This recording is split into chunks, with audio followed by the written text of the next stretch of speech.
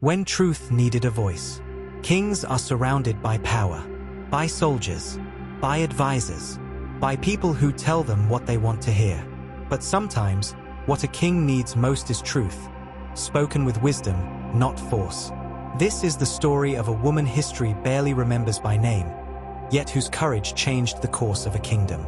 King David ruled Israel, but his house was not at peace. His son Absalom had fled, exiled for murder, separated from his father, and drifting further from home with every passing year. David loved his son, but he was paralyzed by grief, guilt, and unresolved justice. The palace was full, yet the king was lonely, and the silence was dangerous. Joab, the commander of David's army, saw what the king could not. If Absalom remained in exile, the kingdom would fracture. But confronting the king directly would only harden his heart.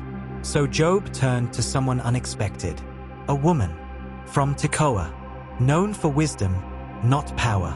She was not summoned to shout. She was summoned to speak wisely. The woman came before the king disguised as a grieving widow. Her clothes were worn. Her voice trembled. Her eyes carried sorrow. She told David a story. 2 sons. One killed the other. Now the remaining family wanted revenge, to destroy her last hope. If they kill him, she pleaded, my family line will be extinguished. David listened, and his heart responded. He promised protection, justice, mercy. Then, the woman did something bold. She spoke again, but this time, her words cut deeper. Why then, she asked, have you planned such a thing against the people of God? You speak for me, but not for your own son. The room fell silent. The king realized this was no accident, no coincidence, no ordinary widow. This was wisdom speaking truth to power. She didn't accuse. She didn't insult. She didn't rebel. She reasoned.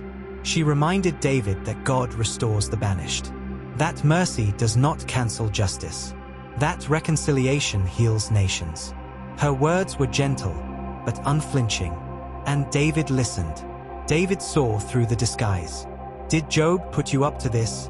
He asked. She answered honestly, yes, my lord.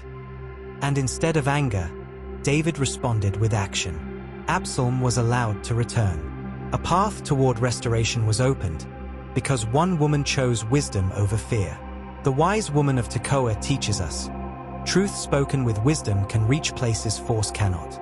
You don't need a title to influence history. Courage doesn't have to be loud to be powerful. God uses voices others overlook. Speaking truth can heal families, leaders, and nations. She didn't lead an army. She didn't wear a crown. She simply spoke, at the right moment, in the right way. And everything changed.